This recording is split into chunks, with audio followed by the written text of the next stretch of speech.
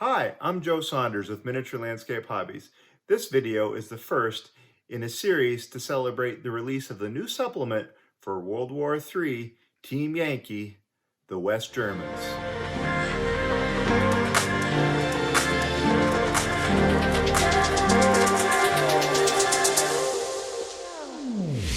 I consider myself lucky to have a good relationship with Battlefront Miniatures. Not only do they produce excellent models, but they have really great terrain too. So while having a discussion with them about what I could do to help with the release for the upcoming West German supplement, we decided that I should build some terrain.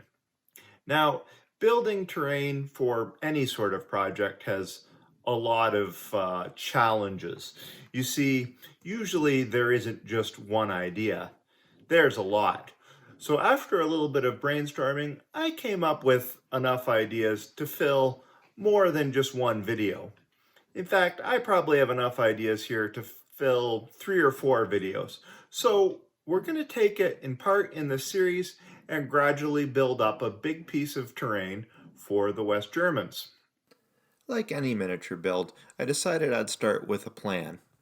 I decided that I would have several individual pieces put together that would butt up against each other and give one larger West German themed spread. I started with the factory building by Battlefront, which I figured I would embellish a little bit to make it kind of unique. I would put the PAH helicopter for the West Germans in the middle on a helipad. I would then scratch build a hangar for the helicopter to go beside it. And then at one side, I would take the Excellent Mechanics Workshop model and soup that up a bit too to make it a little unique. I decided to go in reverse order, so I started with the mechanics shop. I've always wanted to try taking one of Battlefront's pieces of terrain and souping it up so it became my own custom work, and I figured this was a good spot to start. So, taking a sheet of black foam core, I went in and ruled out the shape of the base. I decided to make it 5 inches wide and 11 inches long. Taking out a sharp knife, a square, and a steel ruler, I cut this out.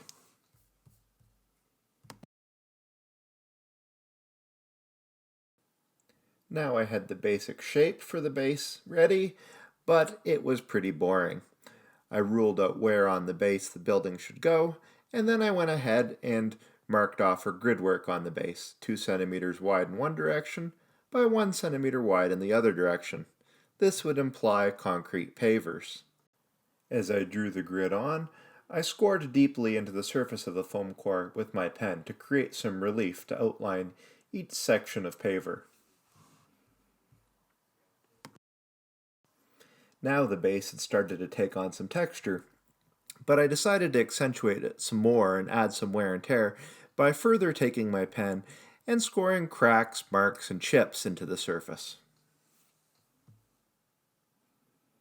Following this, I put the Mechanics Workshop back on the footprint I had ruled out for it on the base, and grabbing my pin vise, I drilled 2 holes at diagonally opposite corners in the bottom. I inserted part of a paper clip into each hole, punching it down right through the top to the bottom of the foam core, and then cut them off flush with the inside using a pair of wire cutters.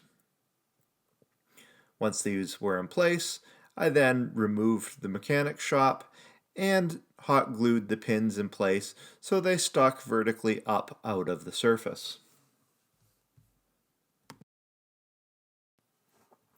With the base now well in hand, I decided it was time to turn my attention to the mechanics shop, and I got out my airbrush and some NATO green spray primer and primed the building green.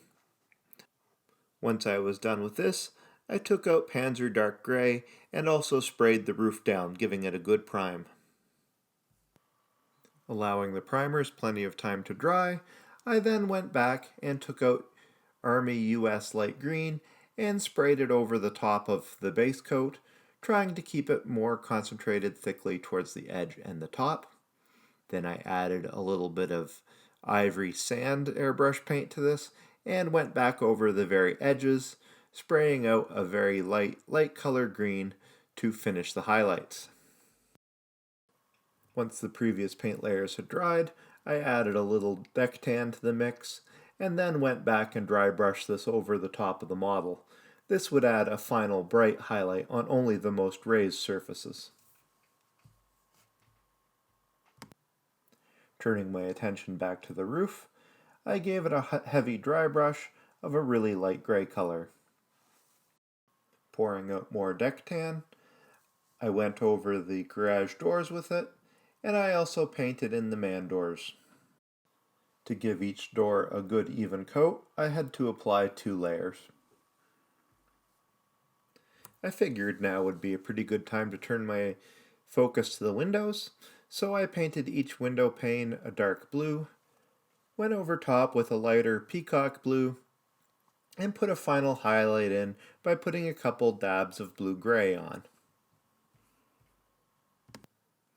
By now the model was looking pretty good, but it was looking kind of sterile, and it definitely didn't appear like it had been lived in. So I went ahead to add some unique markings.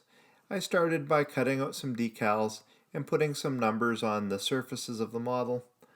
I also took a stencil and applied the same number on the side panels and the back to imply that this was a military facility and the buildings had special designations. To add some wear and tear to the building, I mixed up a really light color of green, added quite a bit of white to it until it stood out, and then painted chips and scratches all over the surface of the building. Once these had dried, I took out a smaller brush and put dots of hull red into the middle of each chip to imply some spots where metal was exposed and some rust had built. Lastly, I poured out a little bit of German gray and went back and applied some chips over the deck tan areas as well. With most of the work done with acrylics on the surface of the model, I decided I better get to shading it. So I took out some satin varnish and sprayed 2 coats over the whole model. Now I got out my enamel dark wash, which is a heavily thinned brown enamel paint, and began adding it into the crevices and the gaps on the model to create some shading and to add some shadows, giving the model an artificial sense of depth. I could now go ahead and stick the model down to the base. So, flipping it over, I applied a generous layer of Mod Podge across the bottom, and then, lining the building up with the pins I had planted in the base previously, I slid it down over the top. To conceal where the building meets the ground, I then took a little more Mod Podge, spread it around the base of the building, and scattered some loose sand and kitty litter there. I then put some heavy objects on top of the building, weighed it down, and I left this all to dry overnight. It's now the next morning, so it's time to get back to work. I get out my masking tape, and I put some around the bottom of the building to mask it off. Then I get out a tan paint and heavily dry brush it over the surface of the base. After the tan paint is dried, I move on to some light gray, and then finally apply a little bit of white. I make sure to keep the dry brushing strokes random and all over the place to accentuate the texture. It doesn't take long for the paint on the base to dry since it was dry brushed, so I go ahead and remove the masking tape. Now I decide it's time to turn my attention to some of the smaller details that will really give the building character. And I go to my bits box and find an old fuel tank. It seems appropriate for going around a mechanic shop, so I take it and spray it down with some sand yellow. After the sand yellow is dried, then I go ahead and spray it with an off-white color, and then follow up with a highlight of white. I try to keep the spray to the upper surfaces where the sun will hit the tank directly. My hope is that this part will introduce some interesting colors and textures in the form of rust, so I go ahead and begin chipping this as well. The technique is exactly the same as I used on the building, but I use more appropriate colors. I start with sand yellow, and then chip into the middle with hull red again, And then taking several different types of enamel rust washes, I start spreading it over top of the chips. After that's partially dried, I take out some white spirits and begin blending the rust stains out to make them into runs moving in the direction of gravity and to generally just color over the white surface. While I had the rust washes out, I decided I could add some to the building itself, so using the same technique, I put some streaks on the building to imply some wear and tear. While I was also doing this, I took out a weathering pencil that deposits a graphite that looks like aluminum and ran that around the rims of the skylights on the roof. It was now time to focus on the little details, the sort of thing that helps the models really come alive, so I used some cut-offs of basswood and put them around to look like some spare lumber. I also got out some fuel cans and some crates out of my bits box and placed them in different spots. I then went ahead and painted those. I also found an old extra porta potty from a previous job I had done and put that in place just to add some interest. And then I followed up and glued the large fuel tank into place. It was now time to finish the base, so I got out some weathering pigments and using a dry, stiff bristle brush, worked them into the surface of the concrete. I then went and added a few bushes and some clumps of grass at the back of the building. And lastly, getting my dark wash enamel back out, I went ahead and lined in the stones on the ground.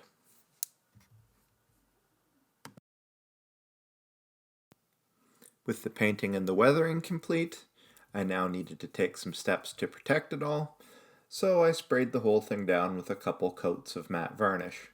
This was especially important on the base because I had used dry weathering pigments and these needed to be fixed down. Leaving this to dry for about an hour, I then went back, poured out some gloss varnish, and finally put a couple thick layers of gloss varnish on each of the windows to give them a nice glassy shine. And with that, the project was done.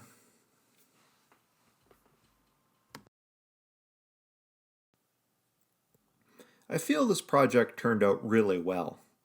I also think it sets the stage as a good starting point for the rest of the terrain that I'm going to produce for the Team Yankee West German launch.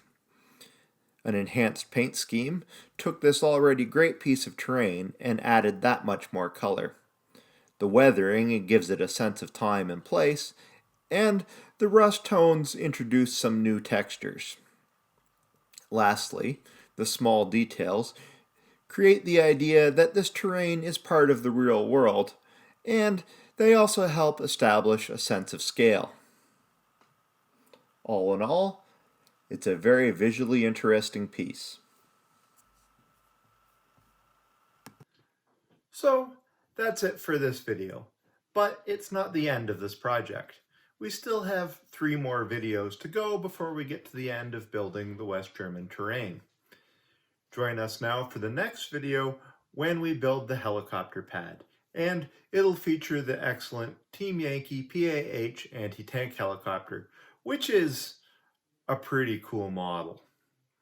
If you enjoyed this content, please remember to subscribe. We would love to have you as regular viewers for miniature landscape hobbies.